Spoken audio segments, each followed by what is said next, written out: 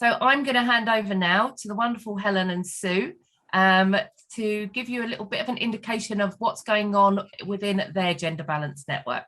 So Sue, Helen, over to you.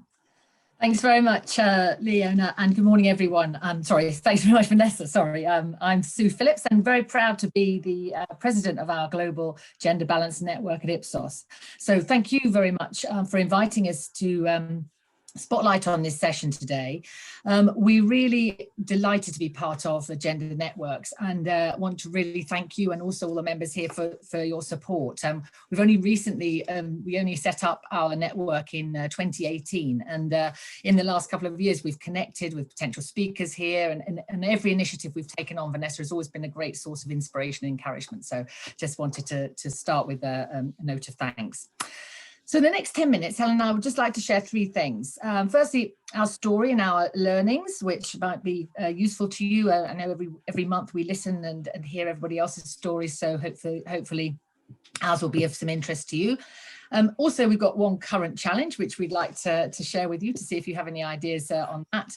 And also our insights. So Ipsos, for those of you who haven't heard of us, we're a global market research company, and we do a great deal of work, market research in this space, which you might find very helpful for your business. So I'm the leader of our Gender Balance Network and also the Global Head of Insight for our qualitative division. I'm also a mum of two daughters and also a personal coach, and spend a lot of time both personally and professionally engaged with the topic of gender balance. Over to you, Helen. Maybe you could just quickly introduce yourself before we start. Thank you, Sue. Thank you, everyone. So I am Helen Wilson. My day job is Global Chief Experience Officer for a couple of parts of our business.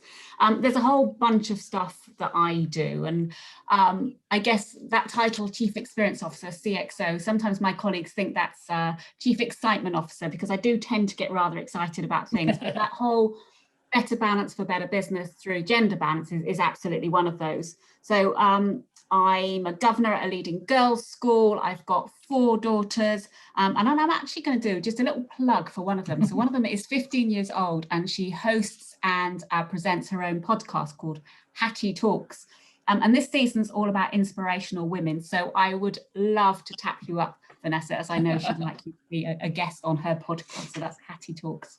I'm in. Great, thanks Bless Helen. You. Great plug.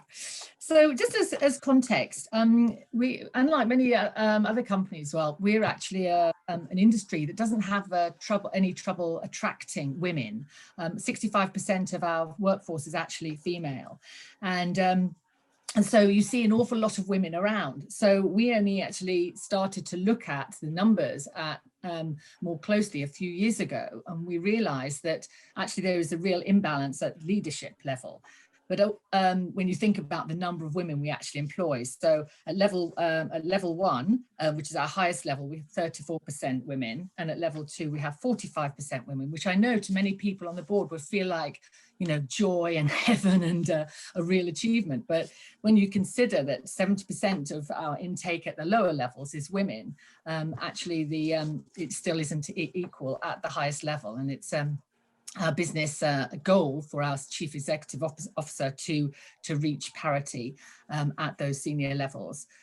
So back in 2018, we actually set up, if you like to move to the next slide, Women in Ipsos.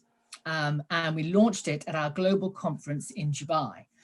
And in the last couple of years, we've done some really great things. So from the outset, we drove the better balance for better business narrative. We ran some nice, really good local and global events with great speakers.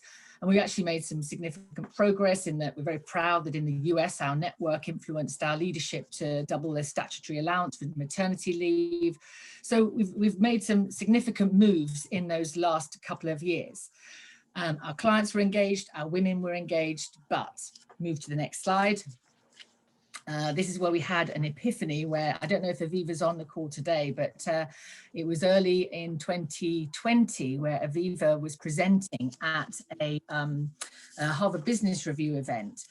And I realized that this was the problem. And it's the topic I know of today's session. we weren't being heard by many of the men at the senior level in our company. They just didn't think that the issue we were talking about was an issue.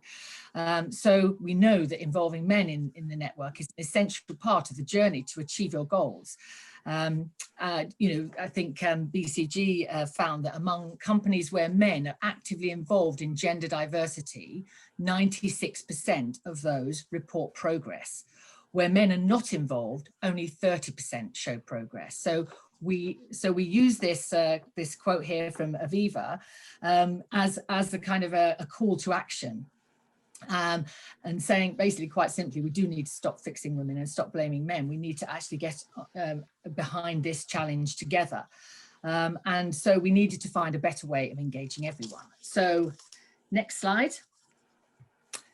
So considering we only actually launched in 2018, we renamed relatively soon afterwards.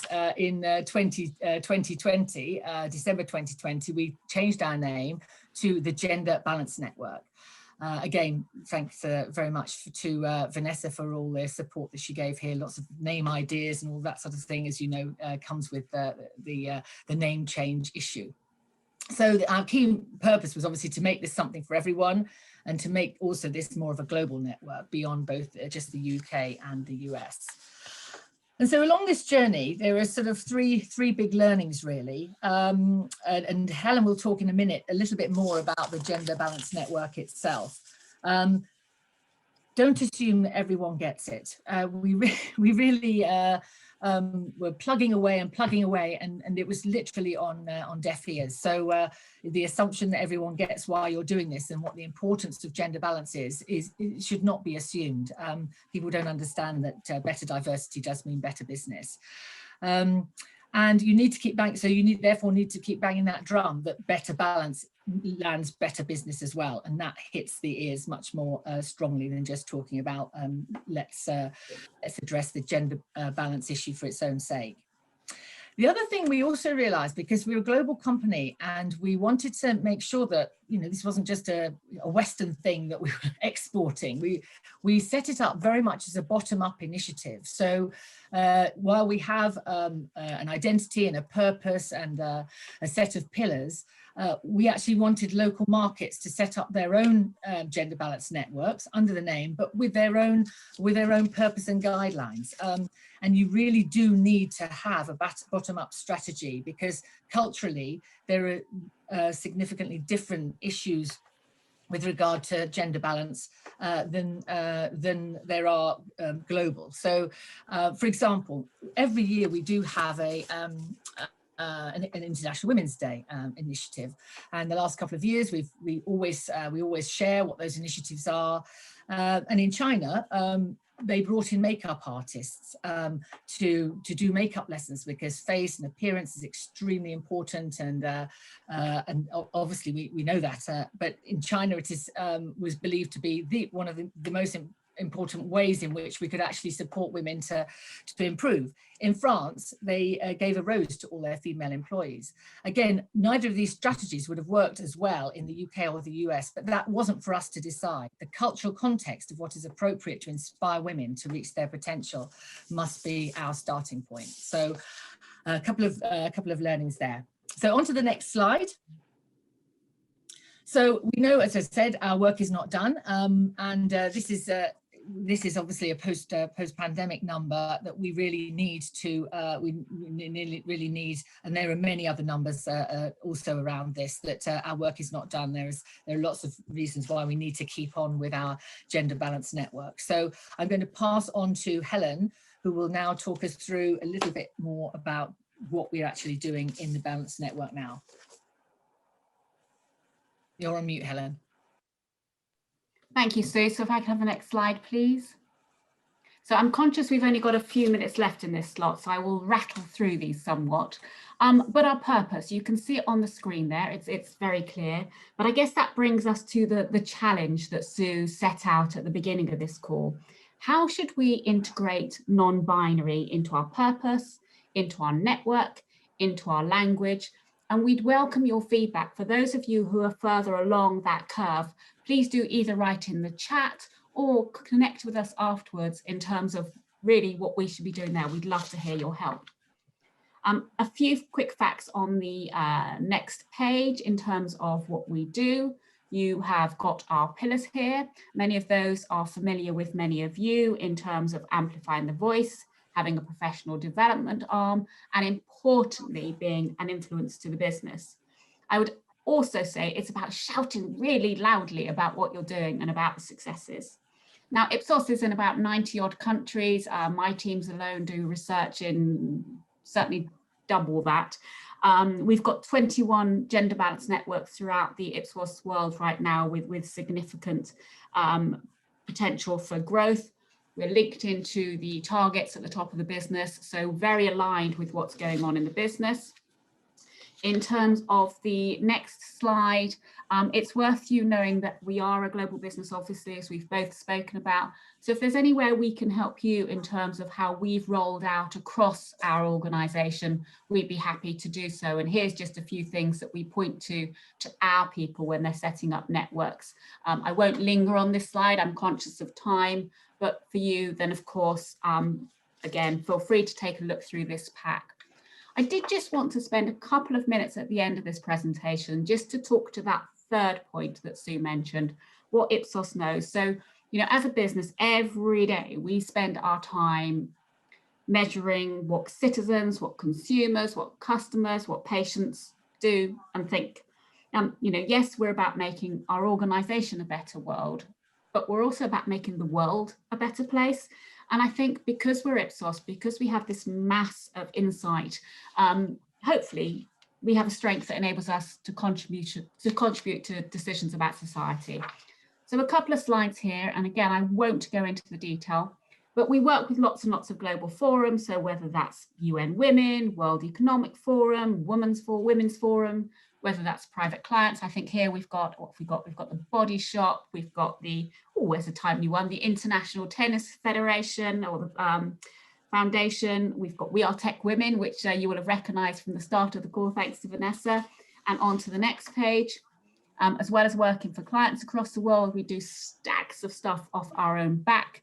I rather like this picture in the bottom left-hand slide of your screen, which is the very fabulous Hillary Clinton and Julia Gillard at one of our Ipsos King's College events. What we'll do subsequent to this is when you get the pack, we'll share links. So the information that we think you might find most useful, we'll share links to that.